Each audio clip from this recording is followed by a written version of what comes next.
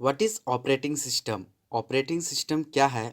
आज के इस वीडियो में हम यही सीखने वाले हैं। मैं आपसे रिक्वेस्ट करना चाहूँगा कि वीडियो के एंड तक देखें, तभी आपको समझ में आएगा। सॉफ्टवेयर सॉफ्टवेयर एक सेट ऑफ प्रोग्राम है जो कंप्यूटर को बताता है कि कंप्यूटर को क्या काम परफॉर्म करना है। सॉफ्टवेयर दो तरीके के होते हैं। एक होता है सिस्टम सॉफ्टवेयर, दूसरा होता है application software. System software application software के लिए एक प्लेटफॉर्म प्रोवाइड कराता है और एप्लीकेशन सॉफ्टवेयर सिस्टम सॉफ्टवेयर के ऊपर रन करता है। सिस्टम सॉफ्टवेयर फर्दर क्लासीफाई होता है ऑपरेटिंग सिस्टम में, ड्राइवर्स में, फर्मवेयर में, यूटिलिटी में। एप्लीकेशन सॉफ्टवेयर का अगर हम एग्जांपल देखें तो जैसे इमेज एडिटिंग सॉफ्टवेयर हो गया, शॉपिंग सॉफ्टवेयर हो गए, ये सारे सॉफ्टवेयर एप्लीकेशन सॉफ्टवेयर के अंदर आते हैं। ऑपरेटिंग सिस्टम की हम अगर डेफिनेशन देखें तो ऑपरेटिंग सिस्टम एक्ट करता है as a interface between user of a computer and computer hardware. Basically operating system computer users को एक इन्वायरमेंट प्रोवाइड कराता है सो दैट कि यूज़र अपने प्रोग्राम को अच्छे से एग्जीक्यूट कर सके। जब भी यूज़र कंप्यूटर सिस्टम को इनपुट देता है, कंप्यूटर सिस्टम उस इनपुट को प्रोसेस करता है और उसके अकॉर्डिंग आउटपुट प्रोड्यूस कराता है। लेकिन इसकी जो बियॉन्ड वर्क है, पीछे का जो वर्क है, वो ऑपरेटिंग सिस्टम देखता है। ऑपरेटिंग सिस्टम को एज अ हम मैनेजर भी कह सकते हैं, क्योंकि ये हमारे फाइल्स को मैनेज करता है, मेमोरी को मैनेज करता है, इनपुट आउटपुट ऑपरेशंस को मैनेज करता है, हमारे हार्डवेयर को एक्सेस करने के लिए हेल्प करता है। हमारे पास एक सिनेरियो, ये एक कंप्यूटर सिस्टम है और एक यूज़र है।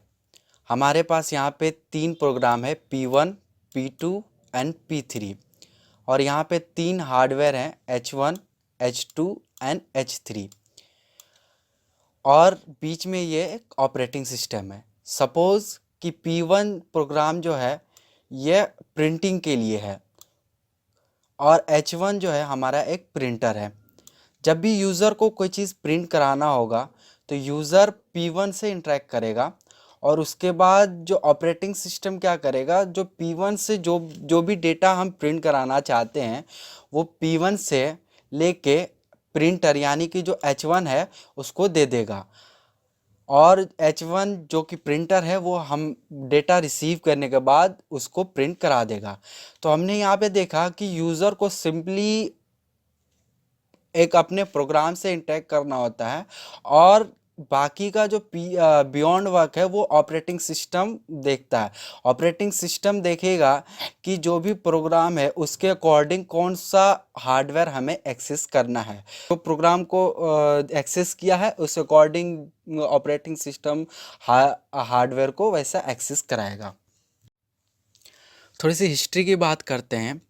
1930s और 1940s के टाइम पे जब ऑपरेटिंग सिस्टम नहीं था तो हमें कोई भी रिसोर्सेज को एक्सेस करने के लिए, कोई भी हार्डवेयर को एक्सेस करने के लिए हमको अलग से एक प्रोग्राम लिखना पड़ता था और अलग से कैबलिंग करनी पड़ती थी।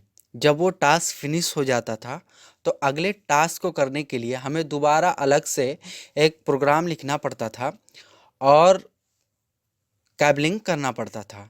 ये बहुत एक कॉम्प्लिकेटेड टास्क था और इसमें टाइम भी ज़्यादा लगता था। तो इस चीज़ को रिमूव करने के लिए 1950s में सबसे पहला ऑपरेटिंग सिस्टम बनाया गया। उस ऑपरेटिंग सिस्टम का नाम है जनरल मोटर ऑपरेटिंग सिस्टम। ये IBM मशीन के लिए बनाया गया था। तो जैसे ही ऑपरेटिंग सिस्टम आया तो हमें बार बार प्रोग्राम्स लिखने की ज़रूरत नहीं पड़ती थी, हमें बार बार कैबलिंग करने की कोई ज़रूरत नहीं पड़ती थी। हम सिंपली अपने प्रोग्राम्स जो है वो लिखे हुए होते थे, उन प्रोग्राम्स को एक्सेस करते थे, उन प्रोग्राम्स से हम इंटरेक्ट करते थे और वो प्रोग्राम का जो बियॉन्ड वर्क है वो ऑपरेटिंग सिस्टम देखता था। लेकिन जो 1950s में जो पहला ऑपरेटिंग सिस्टम बना वो single programming I mean single tasking operating system था। वो एक दफ़ा में एक ही काम कर सकता था, एक ही टास्क को हैंडल कर सकता था।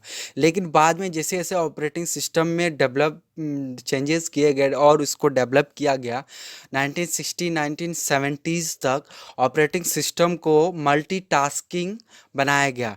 यानी कि एक एक टाइम पे एक ऑपरेटिंग सिस्टम कई सारे काम कर सकते